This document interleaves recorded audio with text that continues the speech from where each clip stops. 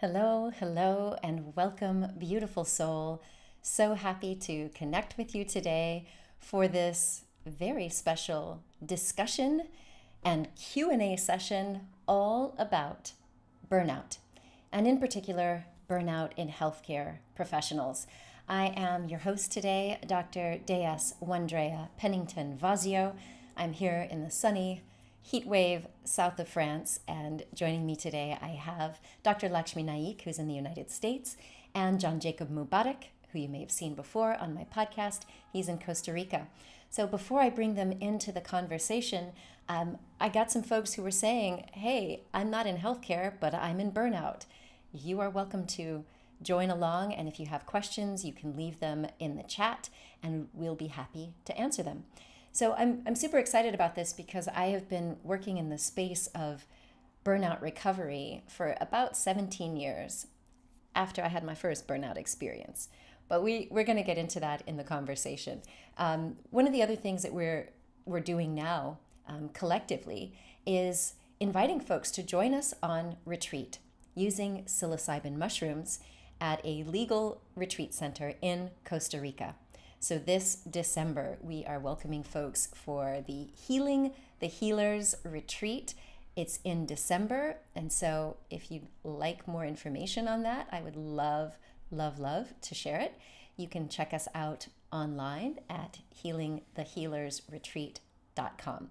All right, we're going to get into that. But right now, I would like to invite my friends, my colleagues, these powerhouses who are so heart-centered and dedicated to healing and ending suffering on the planet. Welcome, my dear friends, Jacob Mubarak and Dr. Laxmi Naik. Welcome. Thank you. It's good to have you here. So, yeah, let's just dive into this conversation and then we'll end up taking some questions from folks. I'm going to start with you, Lakshmi, because you reached out to my dear friend, Jacob, where am I pointing? Jacob, because you know that he has a gift for spiritual counseling and coaching and retreats. But I want to first talk about your experience with burnout, like professionally. Why were you so inspired to organize a burnout retreat for healthcare professionals? I practiced emergency medicine for about 15 years before I transitioned to urgent care. And there was a day in the emergency department in 2009, there was a lady having a heart attack right in front of me, having an MI right in front of me, and my legs went numb from below my knees. And I thought I was having, an anxiety attack, maybe, although I'd never suffered from anxiety. But it just threw me off because I had been practicing for almost a decade by then. So why is this happening right now in this room at this moment? What is going on?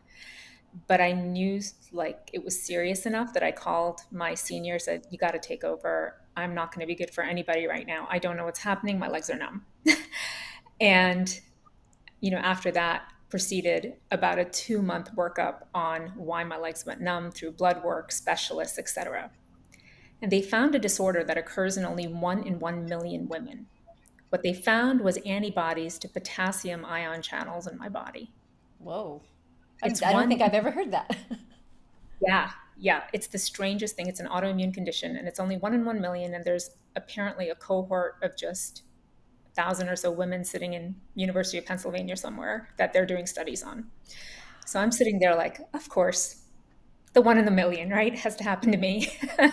um, and I said, okay, let's figure this out and go into that science mode of, okay, problem solve step by step, right? That's the scientific mind.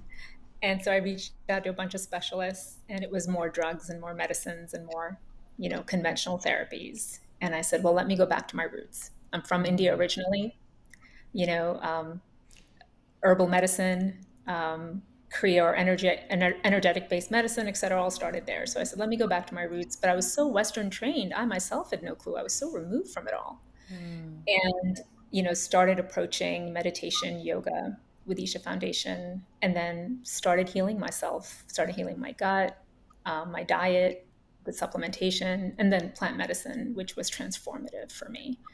In 2021, And that's sort of how my healing journey started. And I said, well, I need to do this now, because once you see the light, it's hard to go back.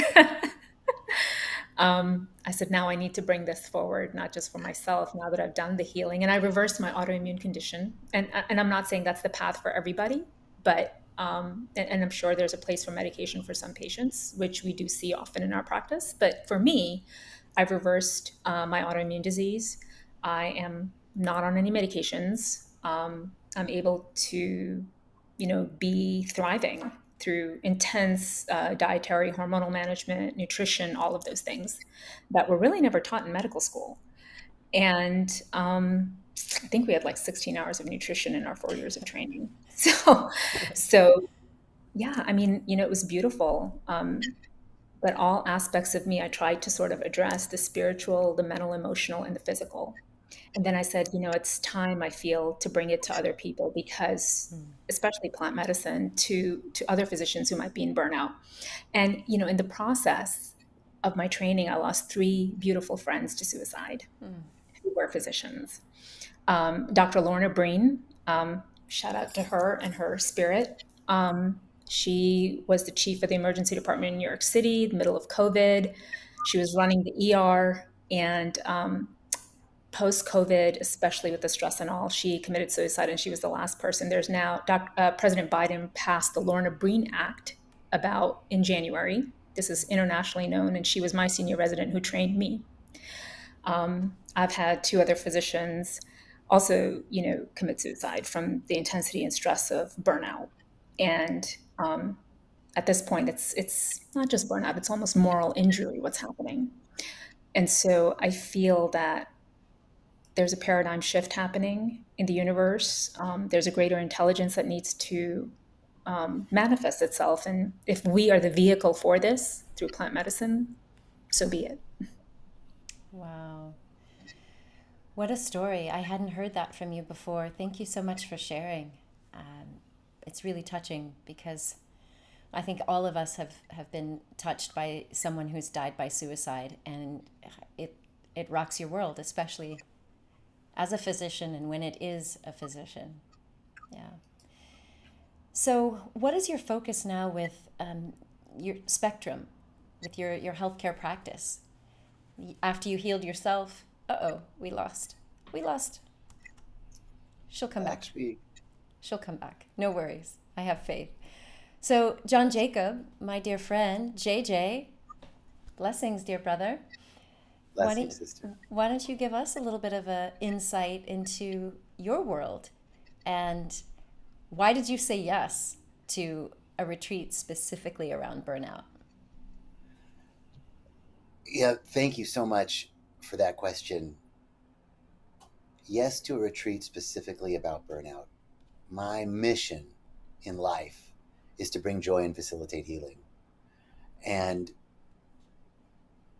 the that mission is articulated through walking the path of spiritual growth and development with individuals, utilizing modalities of ancient wisdom and modern technique. And so retreats are such an amazing and important way that we step back, literally retreat from the world, retreat from the busyness.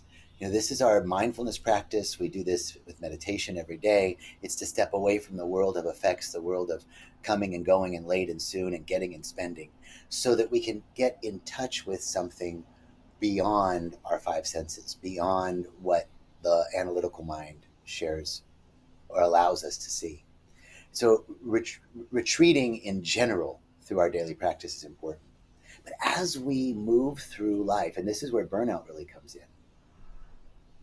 the pressures of life start to deflate us, almost like a submarine going in, deep into the ocean. That pressure starts to, it starts to impinge upon our ability to navigate through the waters of life. And so retreats are a way that we can repressurize ourselves, to fill ourselves up, so that as we move, as we go back into life, we're bringing our own atmosphere with us, our own atmosphere of peace, our own atmosphere of being centered. This is the key to bringing heaven to earth, as the biblical scripture reminds us, that our goal, our intention is to bridge these two worlds, the world of 3D effects and the world of consciousness through which all of the 3D effects emerge. And so saying yes to retreats, it fills my soul, it fills my heart, and there's just nothing more incredible to begin with a group of people on the first day of the retreat. And hey, Lakshmi's back, yay! To begin on that first day of the retreat where everybody's sort of like, okay, I said yes to this. I don't know what's going on. Maybe those people look cool, but I don't know about that guy, you know, and kind of that doubt that comes in.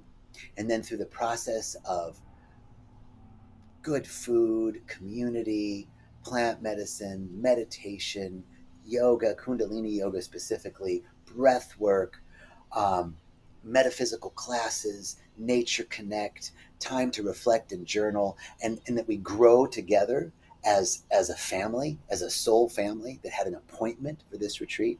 And by the end of the retreat, everybody is connected, in love, open and available, seeing possibility and potential in their lives in a way that they didn't 4 days or 5 days ago. So yes to retreats because it fulfills my mission. Yes to retreats because it's an important, because personally in my spiritual growth and development, I have to repressurize regularly in order to navigate the world. And yes to retreats because of the amazing effectiveness that they have in helping individuals come into alignment with their true purpose and return to the world, sharing their gifts and talents in a powerful way. Beautiful. Well, I'm so glad you said yes to this retreat and bringing us all together, because I think the combination is unique. When you get to add Kundalini yoga and the breath work that you facilitate so beautifully, when we bring in the sacred ally of psilocybin mushrooms, and we bring together this wisdom, you know, Lakshmi as a physician who's experienced burnout and is helping other people navigate it, it really is a special combination. So grateful that we're all here. And I see that somebody on Facebook said, my old friend Faith, this is a good idea and so needed since COVID.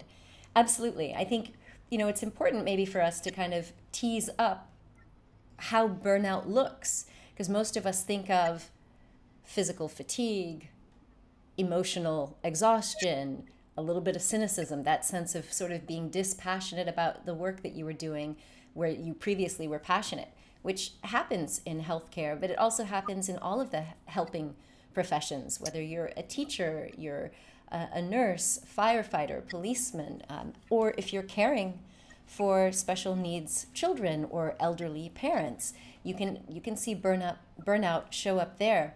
One of the things, Lakshmi, that I'm hearing about your story is like feeling yourself go numb and not knowing what's going on.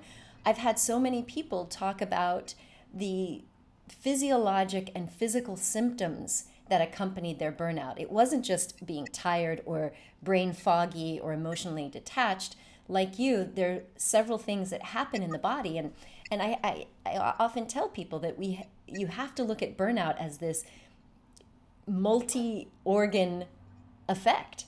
You know, it's really going to impact all of the organs, including your immune system. Has that been your Yeah, experience beside yourself? yeah. I mean, absolutely. You know, the way I sort of think of burnout is like, you know, is what is the physical component of it? What is the mental, emotional component of it? And what's the spiritual component of it? Physically, yes, my legs went numb, but it was also insomnia, poor eating habits, just tired all the time. I do cortisol curves on people all the time. And when you can see those in the saliva, they're completely flat and there's nothing in the tank. And, you know, just a diet won't heal that. It's plenty of sunshine nutrition, but sometimes I have to give low dose cortisol like that just to get them back up. And there was that physical exhaustion, just tired, you know, working night shifts, circadian rhythms off, my melatonin's off, everything's off. And there's just this, and my hormones are depleted. So there was just physical exhaustion part of it. And just the way I'm kind of reiterating it, it's almost palpable, the tiredness, right? Mm-hmm. And the emotional component, and that can be very subtle, right? It's very subconscious, not so subtle. Like you're with your family having dinner, but you're not truly there. You're with your patients and kind of talking, but you're treating them like they're lab numbers and, oh, what's your blood pressure? You're not treating a being, like an actual spiritual being, for what you went into it for. There's this kind of presence. It's like you're there, but you're not present. And there's this emotional disconnect that's sort of happening. And that's that emotional mental piece. And depression, flat out just depression. You don't want to live, anymore and continue the cycle. And with the mental emotional comes this piece of addiction, which I think overlaps with the last piece, which is spiritual. This greater reason of meaning and purpose of why I went into medicine and healthcare. It's been robbed at this point. And so why should I go on living? And if I'm going to numb myself, it's not just numbing my legs. I numb myself with substances, start numbing myself with technology or work. That's my addiction typically. It's workaholism. It kind of flows beautifully with the career I went into, right? Perfectionism, hard work. And, addiction can be to negative emotions. Addiction can be to pain cycles. You're addicted to pain because that becomes comfortable and that becomes the way you've lived for so many years. And it's sad that we come to this through pain because we can truly come to it through joy, but we just don't know what that looks like. Spontaneous joy, we just don't know what that looks like, or I just don't know, taking ownership of my journey. And so burnout is all those things. It's all those things. Well, that's what I experienced early in my career as a young physician. I was also doing media at the same time, and based on my programming and childhood issues, I was really that same perfectionist, overworking, always striving to prove myself, seeking validation. And so it was easy for me to work twice as much as everyone else, especially because when I left my residency, I was accustomed to working 100 hours a week. This was back in the day when they let residents work 100 hours a week. And so when I got into the corporate world and had a wellness center at the same time, it was just like, yeah, this is what we do. 80 hours a week, no big deal. And giving and over giving. But I think when I got to that point of the emotional numbness, where I wasn't even able to appreciate some of the accomplishments and not even feeling like a burst of joy when something went well, that's when it was really starting to get hard for me, because I asked that same question: why am I working so hard, and why do I never get to enjoy the fruits of my labor? And that existential dread came in for me, and it ultimately led me on a spiritual quest. And it's what led me to step onto the shamanic path, because I was not feeling fulfilled despite all of the accolades and such. And one of the things that you just said about burnout, that really strikes me, is that it's not that you can just go rest.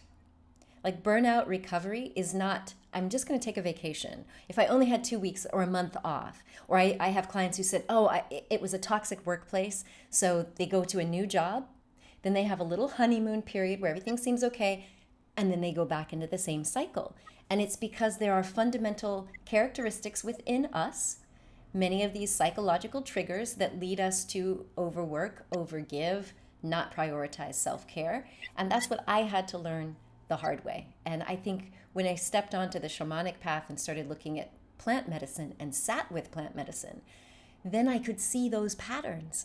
And that's the beauty, I think, of what we're inviting folks to join us in Costa Rica, because sitting with, in this case, psilocybin mushrooms, we really will have that ability to see from a higher state of consciousness our own patterns, our own triggers, how we got programmed to be the way that we are, and how to start unraveling that programming. And then for you, John Jacob, the way that you structure group time and the integration is so important, because it's not just sitting with the medicine or going on a vacation. You now have to embody and integrate the learnings that you've gotten from the journey. So can you talk to us a little bit about, how integration, you see it, not only for just plant medicine journeys, but specifically for people who are facing burnout? Absolutely. I've worked with plant medicine now for almost 6 years. I've been in this field, um, and spiritual psychology, spiritual practitioner, integration of spiritual insight now for about 15 years. And I have to say that integration is almost, it's at least equal, if not more important than the ceremony, because the ceremony and the plant medicine ally, these sacred plants, will give us a vision. We catch a vision. We can catch that vision, insight in psychology and prayer and meditation in many ways. In yoga, we can elevate ourselves to that level. Plant medicine as a whole, especially psilocybin, as a whole other piece of neuropsychology and neuroplasticity, and helping really rewire the brain, quieting different parts of the brain so that we can make connections that we wouldn't normally make. But we've made that connection in ceremony, and now we have to integrate it and embody it in our lives. It's very rare, and I think anyone listening to this now or later on the replays will know that they've had a moment of spiritual enlightenment, a moment of catching a vision, a moment of understanding, a moment of insight in their lives. And and it's very rare that you have that moment and then everything in life changes. Right. It takes practice and time. So breath work and kundalini yoga, as well as the classes, metaphysical classes and group time and unstructured time, begin to allow us to embody, and it's a physical embodiment. So much that's happening in the reason why movement, yoga, nature reconnect, hiking, these sound like, oh, really great, fun things to do on vacation. But this is deep spiritual work, because in the plant medicine ceremony, you're not working with the analytical mind, Mm. right? So the information, the insights are somatic as well, and much is just being downloaded and connected in the body. Connections are being made that your analytical mind is not aware of, the conscious mind is not aware of. And so the movement, the breath work, the kundalini yoga, walking in nature, connecting with individuals, having community, these are all ways in which the subtle aspects of integration are occurring automatically in the body. This is the beauty of this system that we have, that is a perfectly balanced system of mind, body, and soul. And so the integrative practices are so important in physically, literally embodying the insights that you've had. And it takes place in beyond what the mind can see, beyond what the eyes can, what the mind can understand, beyond what the eyes can see, and beyond what the ears can hear. And this steps into the deep spiritual principle that consciousness precedes form, that we have the faculties of seeing, the faculties of hearing, the faculties of cognition, not because we're a physical being. Descartes had it wrong. It's not I think, therefore I am. It's I am, therefore I think. And so the embodiment practices with the plant medicine really help us move from the conscious expansion that we've had in the plant medicine ceremony, and to really embody it in our everyday lives, and changing as our physiology changes with the ceremonies. So it's a magical system that we have, and this movement and breath operate in ways that allow us to embody the insights, uh, and in a deep knowing. It's not an intellectual knowing, it's a Mm. deep knowing, it's a feeling, it's something deeper than the analytical mind. And I'll end with this. Einstein said that the heart is an intuitive gift and the analytical mind is a faithful servant. And we've created a culture, and this is how burnout really happens, right? We've created a culture that honors the servant and has forgotten the gift. Mm. And when the servant's running the show, it's about all of those deep core woundings and traumas of perfectionism and performance. And these are the ways that I'm of value. These are the ways that I am enough. These are the ways. This is why I have to do these things on a deep subconscious level in order to be enough, in order to feel like I belong, in order to be loved, and in order to feel safe. These are not conscious thoughts of very intelligent people who are working in healthcare. These are deeply sutured ideas that can only be unearthed in plant medicine ceremony and through the somatic movement and embodiment of breath work and yoga, so that we then aren't, this is the healing of burnout. We're not reaching outside of ourselves in order to be enough, in order to save. It's the wounded healer that has to do all this stuff in order to feel enough. But we're living now from the overflow.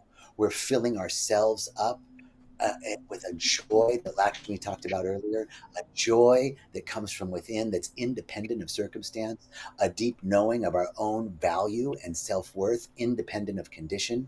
And it's a deep joy and self-worth that the world didn't give us and the world can't take it away. And with that understanding and embodiment, then we navigate back into the world, and we have boundaries that are just naturally set for how we're going to operate and be of service in the world, because we're not giving from a place of lack. We're giving from the overflow of the fullness of ourselves. Beautifully said.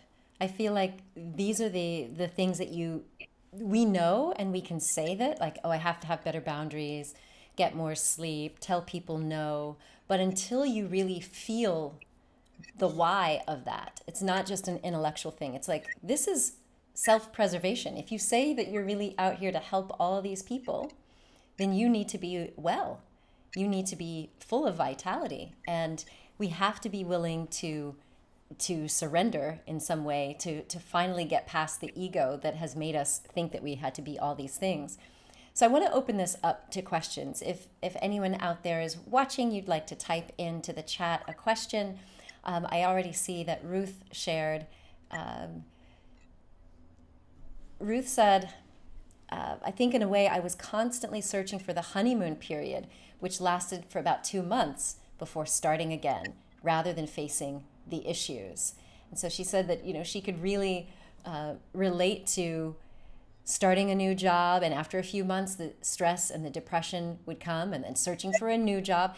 Ruth had 17 jobs by the time she was 42. Wow. Yeah. So you see that it's one of these statistics that I was really surprised to find out about when I experienced burnout. During the recovery process, I heard that if you experience burnout once, you will have a 50% likelihood of experiencing it again. It is a relapsing condition. It's not just, I'm going to take a vacation and I'm going to be better. You have to do the work on self. So, Lakshmi, I know that you're also consulting with physicians who maybe got burnout on healthcare, and that they get to like realign, not just with having boundaries, but sometimes like finding their true passion. Can you talk to us a little bit about that? Because that definitely happened for me. I shifted. When I came back from burnout, it was like I had a new lease on life, and I wanted to align everything with my truth. Yeah, I think one thing I wanted to say before I answer that, and I don't want to forget because it's an important point. I've tried plant medicine really just once. It was for a week treat, and I've tried it a few times. And you two have been in the space for years and have done this for years. And so, where does that put me on the spectrum? There's quantifiable experience and non-quantifiable. There's a story that the closest consort to the Buddha, I forget the monk's name, it was a relative of Buddha, spent his whole life with Buddha and just missed the whole point. And when I went to ceremony, there were people around me. I've done, plant medicine 30 times, 60 times, this, that. And I was sitting there just in the space of it all, taking it in. And I said, well, there's Buddha's, you know, consort was with Buddha the whole lifetime and missed it. So I don't need to do it a lot. It's just I'm here for the medicinal experience. And my brother, when I got into the ceremony, told me, you have to go into this like this is your one life, all in one time, and that's it. And that's all it takes, is to be present and to use it as a medicine. And there's an unquantifiable piece of the therapeutic part of plant medicine, which is subconscious patterns, processes that will work themselves out. And so I just want to say that, it was so powerful for me just one time that it shifted my entire way I practice medicine right after that. But in terms of my practice, my clinical practice is a very holistic practice. I do have an approach where I address, again, those three pillars of physical, mind, body, soul, sort of. And we look at each part separately. It's primarily an obesity medicine, wellness, hormone, and longevity medicine practice. But I do talk to physicians from all different, and it's not just physicians I treat, of course, but I do speak to clinicians across the spectrum. A lot of them reach me for integrative practice management. And the thing is, you can't have a business when parts of you, when there's these parts of you that are broken and splintered and not fully integrated. The way it manifests in your life is relationships are broken, or finances are broken, or you yourself are not able to process the day cohesively and in a joyful way. So it's very important that we figure out in these pillars how to integrate all those parts of you. And the underlying thing that I almost always see now, and I've stopped a lot of my blood testing, I've reduced my blood testing by almost 50%, is because the underlying root cause, and I thought it was, oh, let's fix the gut and the microbiome, but there's enough data to show that trauma impacts the microbiome significantly. And the layer, if we don't hit the trauma and the energetic component of that person, it's very difficult to treat the other aspects just through diet, nutrition, supplements, IV therapy, peptides, hormones, you name it, in the integrative field. So the root will always be, we have to address that trauma, address the energy piece at a very, very basic, foundational, almost instinctual, I don't know, fetal birthing level. I don't know the words, but if that doesn't get approached and corrected somehow, and I find that plant medicine to be a very, sort of a fast track, very effective tool to do that. We have patients in psychotherapy for 20 years and they don't see the movement that they see with plant medicine sometimes. So, Right. yeah. Yeah, I think what people often say to me is that once they sit with one of these sacred plant medicines, the other stuff comes easier. It's like once you address the energetics, once you heal that traumatic wound, then the things that you're doing for this physical body fall into line, you know? So I totally agree with that. And John Jacob, I've been in one of your elemental breathwork experiences, and it's really something. And I think it'd be nice to talk about how we bring in breathwork into these retreats, because for people who haven't yet sat with plant medicine, the breathwork experience gets you into an expanded state of consciousness. You will be in a psychedelic state, and it helps you to kind of familiarize yourself with what it feels like, because I know a lot of folks in healthcare have some control issues, and control is one of the things that we have to give up when we don't have to. We are invited to surrender that control. And I find that breath work is a beautiful way to do that. Oh my God, there's three things I want to say before I get to the breath work. One Okay. is about control. It's like you can hold on to the wheel for the illusion of control. I mean, if you still want to, you can still. It's like those shopping carts at the grocery store where they have like the little buggy for the kid to sit in front. It's like a little car, and they're steering the wheel, and the spirit is actually pushing the cart, but you think you're in control. Right? That's the first thing. I wanted to also just speak to what Lakshmi said so beautifully, which is, these underlying traumas are, and people say, oh, I wasn't abandoned, I didn't have like abuse, I had a very good childhood, my family was kind, my parents didn't divorce, or a lot of that's my story. I had a really lovely childhood. But trauma is not what happened. Trauma is the story that we tell ourselves about what happened. So it really doesn't matter if you didn't get to play kickball, when you were 5 or 6, or you didn't get to play Monopoly with your brothers and sisters, or you were abused or abandoned. Anything on that spectrum is the same effect to the child mind, which is, I don't belong, I'm not enough, I'm not loved, and I'm not safe. And these core woundings create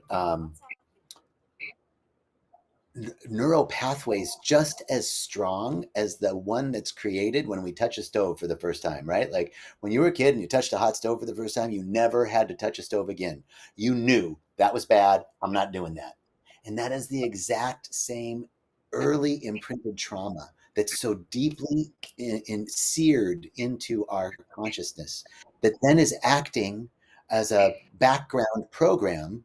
The mind is a set of programs, and this background program that's undistinguished. And here we have these amazingly capable, intelligent, analytical medical providers who are suffering physically, mentally, spiritually, and emotionally from something that they just, can't fix, as Lakshmi said, with medication or diet and nutrition or exercise. All of those things are great, but getting to the root cause of that trauma, which isn't necessarily what might be considered classic traumatic event.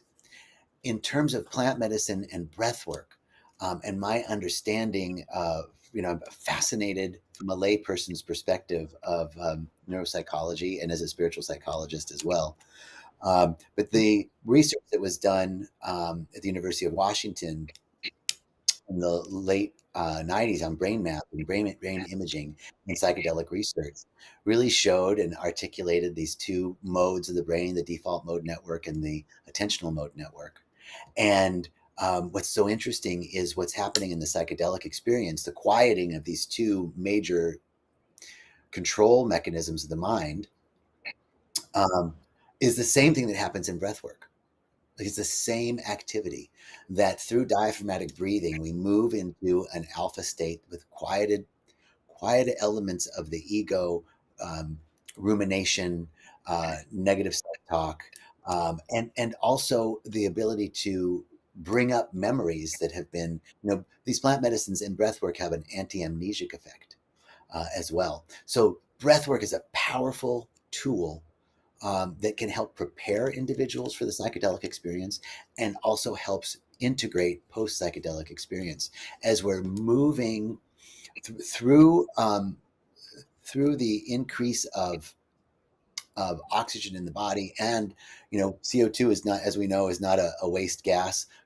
Moving really that oxygen with the CO2 into the extremities creates a opportunity in the body and in the mental state to really make the connections that you made, to anchor the connections that you made in the psychedelic experience. So the elemental breathwork experience is tremendous because we begin with rhythmic breathing, repeated rounds of rhythmic breathing, increasing the speed and decreasing the speed, combined with ancient yogic techniques of breath holds and an amazing breath techniques that increase nitrous dioxide in the body by 1,500% and stimulate the vagal nerve. All of these activities begin to move us into a state of receptivity and availability to concretize the connections that we made in plant medicine. We also begin with movement, physical movement, because moving the body is a natural way to release trauma. I love these spiritual principles we can see in nature. If we can prove it in nature, I can prove it in spiritual principle. And so looking at, animals, if you look at a bird who hit a window, the bird hits the window, kind of passes out for a minute, is motionless, gets up, shakes, and then flies off. Animals do not need therapy. They have no need for talk therapy or psychology in any way because they don't hold on to their trauma. We as human beings, when the minute a trauma happens, what do? We embody it. We get it, sticks with us. We don't release it. And so movement is, so we shake before the breath work, beginning to release trauma. And then these repeated cycles of rhythmic breathing in alternated speeds. And then extended breath holds, both holding the breath in and holding the breath out in these ancient yogic techniques, brings us to a state of absolute openness. And then at the end of this 20 to 30 minutes of breathing, we do an extended meditation, prayer, ho'oponopono, as well as a visualization that matches perfectly the experience that the plant medicine is trying to get you to see in the ceremony. So it's a wonderful component, pre and post ceremony, to really embody. And what I've found, I'll just share with you the two comments that were most edifying to me at the end of some of my breathwork sessions. One lady, and this woman has never done plant medicine, so this is a pre-plant medicine experience. Very successful businesswoman, came and she said I was very cynical and grew up religious, but had lost any sense of religiosity, any sense of spiritual connection. And after the breathwork sessions, she said to me, I found that I can believe in God again. I found my faith. You know, something magical happens in these sessions with plant medicine and with breathwork. And then the physical healing that's also accompanied with these sessions. So I really went off a little bit on that. Thank you. Oh, JJ, as always, it's riveting. I love that. I love the way that the whole package comes together, because when we talk about neuroplasticity and behavior change or habits, like when you're with us during this 5, 6 day retreat, and you come to do the morning movement, the breath work, and the meditation, and connecting to nature, you're starting to create new neural pathways, new connections, or you're strengthening the ones that you already have. But then you sit with these sacred allies, these psilocybin mushrooms, which open up yet another window of neuroplasticity. We already have neuroplasticity going for us, but psychedelics enhance that. So parts of the brain that wouldn't normally talk to each other are now talking to each other. And we can support our burnout recovery by building new habits. So you do that with us for 5 or 6 days. And then when you go home, we're sending you away with new techniques that you've learned. You get guided meditations, journaling prompts, and all of that is going to be strengthening these new neural pathways so that when you go back into your regular life, you will already have a little bit of practice under your belt. Because as JJ was just saying, we got to do this repetitively. It's not like you have one epiphany. It does happen. Some people do have a breakthrough experience and it's like, okay, I'm done with whatever that behavior was. But for many of us, the idea of saying no when you've been a people pleaser for a really long time, a little codependent, I'm pointing at myself here, it takes a little bit of practice to just say no that first time and just to shut your mouth, not going into justification or that sort of thing. And so I really find that this ensemble of experiences really supports that in changing our behaviors and adopting a healthier mindset. So Lakshmi, Yeah. when you really, yes, I want to say also, we send them home and we're going to have post-retreat of integration course, sessions of as course. well. So you will be supported for weeks after the retreat with integration sessions that will be there to support you. Absolutely. And it's in a group format. So you're meeting other people who know what you've experienced in your professional life as well as on retreat to stay connected. So Lakshmi, I'm curious about, when you said that you were facing this autoimmune condition, you recognized you were in burnout, you said, I'm going back to my roots. You looked at Ayurveda and you started doing deeper meditation work. How did was it just the fact that you were able to heal yourself that you said, okay, I'm committed, I'm doing this forever? Because some people will do it for a while and once they get back on their feet they stop. Yeah, I mean, when the truth really hits you that deep, you don't go back, right? It's like with you guys in plant medicine. My modalities are classical hatha yoga training, and I have a teacher that I follow, Sadhguru Avisha Foundation, who's taught me advanced meditation techniques that have transformed my life. But plant medicine, I found, was critical in certain pieces. So, for example, I was burning out as a holistic integrative physician because it's not that I went from emergency medicine to practicing holistic and integrative medicine thinking, oh, now I'm a holistic practitioner. I have all these holistic tools. I'm going to heal. How could I burn out from being a holistic practitioner? But the wiring hadn't changed, the thought patterns and the workaholism hadn't changed. And so, if the foundational piece of me has not changed, no matter what I do, the burnout will matter. No matter how I am in my relationships, it will matter.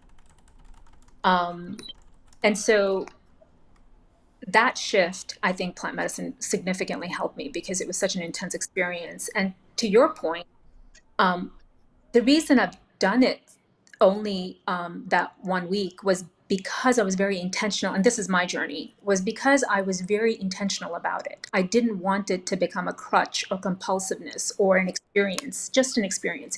You can have the most beautiful experience in life, in anything, plant medicine or non-plant medicine. But if it doesn't transform you, then where's the tangible aspect to it? If you go back and you're still feeling miserable, you're still, hurting in relationships, you're still continuing the same patterns, it's not it's not a tangible thing for me anyway. So unless I see transformation, and for me transformation, the way I define transformation is, am I just joyful? That's it. I keep it simple. If that joy is not happening, something is, in my mechanism, my neural wiring, something's not jiving, right? Like, so for me it's just simple. Am I joyful today? Am I joyful every day? Am I present every day? And if not, what's not working, and how do we make it work? And I'm very intentional about that. And I'm sorry, I forgot your question, but Well, it was just, you did answer the question about why you've stuck with it and even deepened your practice.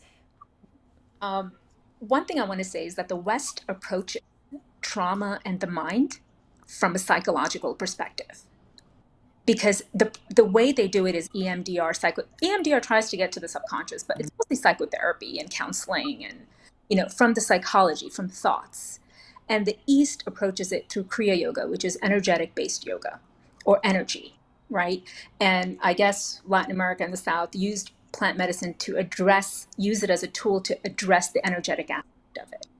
So when I used all these tools, the truth was so deep, it was at the level of my energies, that I couldn't reverse it or not do it, because not doing it is a logical answer, right? It's a mind-based logic, psychological thing. But when you address the energies, it becomes so deeply embedded in you, it becomes your identity. And it's not a practice, it just becomes the identity. It's like brushing your teeth. You wake up in the morning, you don't think about brushing your teeth. It becomes your identity. You just kind of brush, right? um, so it's kind of like that. It became so deep rooted in me that this was the way I need to live, that it wasn't a thought anymore. And so that's how I sort of I didn't turn back, and I haven't since then. And integrative medicine is fascinating to me, and it manifests and expresses itself in very different ways. But the root is me, and I never. It's interesting. I say this in the video that practicing medicine is what you do. It's not who you are. And it took me this life journey to realize, and this is really scary. It was a really scary to me in my life when I said to myself, there is no purpose to life. It was the most scariest thing, because I kept thinking, oh my gosh, you're a physician. This is your purpose, to heal people and to be this and to do that. But it's so scary when that definition is all gone, because it's like, just to make light of it, it's not like when Tom Brady was born, his mother looked at him and said, oh, this is a beautiful baby. I'm going to name him Tom, and he's going to be a quarterback, and that's the purpose, because Tom Brady, given his executive functioning skills, his athletic skills, his ability to execute and focus, he probably could have been a great vascular surgeon. He could have been a CEO. He could have been an ex-Navy SEALs. He could have done anything. And so, and any of those could have been his purpose. But, right? And so it's the being of who he is, but it could have manifested in many different ways. And so Tom, as a baby, probably didn't have a purpose except just to be joyful. and so that was the scariest moment in my life, when I realized you have no purpose. You just need to just live. It's like that tree in your backyard. It doesn't have a purpose. It's just a tree. It's just living life. And I'm like, oh my gosh, all of this to realize the most simple truth. and that was probably the scariest moment of my life. I'm like, literally, my heart is beating as I speak it. So yeah. Thank you for sharing that. Yeah. It's what I find, having also experienced really dark thoughts. I mean, even in my teenage years, I had suicidal ideations. And for me, it was the lack of hope, like losing hope that, is there a brighter future? There were times where I didn't think so. And I think for me, coming out of these experiences, having had these expanded states of consciousness, were what restored the hope for me, because I could see beyond. Because for me, the experience of depression was just like I was just covered in this darkness, and all I could see was just the darkness, and it didn't seem like there was a bright future out there until I had this awakening experience. And just to share a little bit more on why I started sharing publicly, as a physician, I started working with MDMA back in the early 2000s. Very underground, which was happening a lot. Of therapists were doing MDMA sessions, and I kept it quiet because I was on TV. But similar to you, Lakshmi, I lost a very dear friend who died by suicide during the pandemic. And this beautiful soul had such an impact on my life early in my career as a physician. And a couple years before that, another physician friend who was an emergency physician died by suicide. And I realized that I had kept secret my use of psychedelics and flying to different countries and sitting in ceremony. Very privileged experience, yes, and it saved me. It Sitting in ceremony allowed me to connect with that sense of hope and optimism for my future. And so I didn't want anyone else to suffer in silence. And that's what happens for a lot of physicians in burnout who are entertaining suicidal ideations. They feel like they can't tell anyone. And the rates of suicide among physicians is alarming. And so that's why I came out and shared my experiences on social media, and then got certified to facilitate these journeys. And I just want to say that for anyone who may be experiencing that hopelessness that comes with suicidal ideation, there's one psychedelic that is readily available, and Dr. Lakshmi talked about it earlier, and that's ketamine. You don't have to go to some exotic country. You can go to your emergency department, and quite often they will administer ketamine, and it is shown to cut suicidal ideation and give you that window of time that you can connect with a therapist and get out of that rut, or that dark cloud that depression often leaves us with. Because what I can say for me personally, and for many of the clients that I've been able to sit with, there is something on the other side of that depression, of that sense of despair. And if talk therapy hasn't gotten you there, then it may be sitting with one of these sacred allies that's going to do it for you. And we are here for it. I would love to add to that. When you were asking Lakshmi about why stick with it, and she expressed her, I think it's such an important point that she's done one retreat, and it's changed her life. In addition to her years of devotion with yoga and meditation, right? She has I know personally what a deep practice she and her husband have. So you can see that this retreat can be the one. And in all the years of retreats that I've done, the many retreats that I've been a part of, the statistics that we have is that 70% of people don't come back. One and done. 70% non-return rate. Like for 70% of the people, it's just like Lakshmi. I did this. It changed my life. I kept my integrative practices going at the end and continued. And I caught a vision in ceremony. And then I was able to use my spiritual practices of meditation, breath work, movement, Tai Chi, yoga, nature connect, journaling, service, all of those things to continue and stabilize my life, stabilize the life structures of my life. I think that's brilliant. And I think Rashmi brought up a great point. And I think that's the beauty of this. I'll say finally that, as if we have medical providers who are interested in the non-allopathic side of this healing journey, beginning spirituality is theory, advanced spirituality is practice. And so you will leave this retreat with the tools and support to continue your spiritual practice, just like Lakshmi has stated, and bring this into your life. That's literally what embodiment, literally what integration is to bring the vision that you caught in ceremony into your life, and begin to live from a place of wholeness, and reignite your passion, and give from that place of the fullness of your life, not from the lack. Mm-hmm. Beautifully said. Before we wrap up, Lakshmi, do you have anything you'd like to share? Yeah, I just want to say that I'm really blessed to do you with such an excellent level of training and background. I wanted to make sure that I was collaborating with people highly experienced in the field. Um, and so I think the beautiful intelligence of the universe just drew us together. And I'm looking forward to supporting all of you that are here on this webinar today. And please reach out to Spectrum Integrative Health. The links are all below. I'm available for answers and questions. We've already had several people reach out that are considering it. So just, here to support your journey. Yes. Can't hear you all of a sudden, Andrea. Uh, I was muted. Okay. So thank you for that, Lakshmi.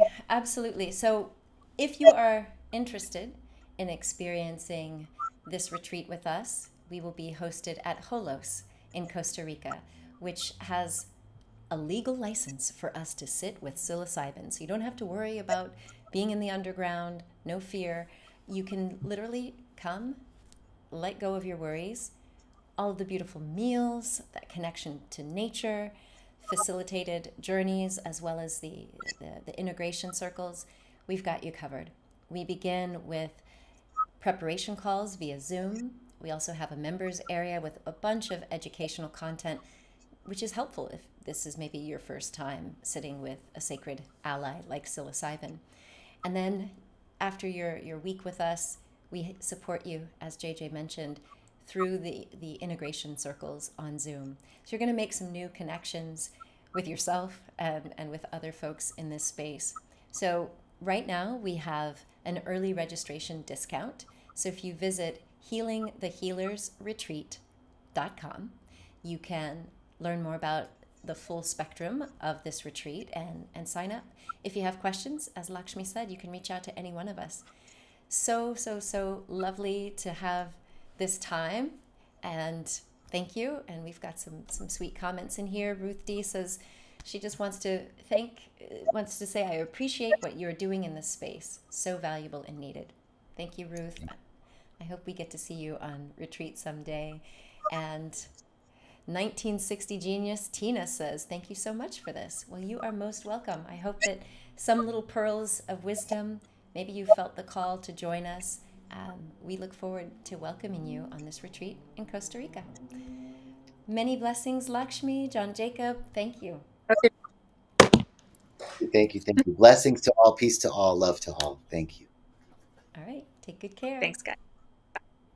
Have a beautiful day.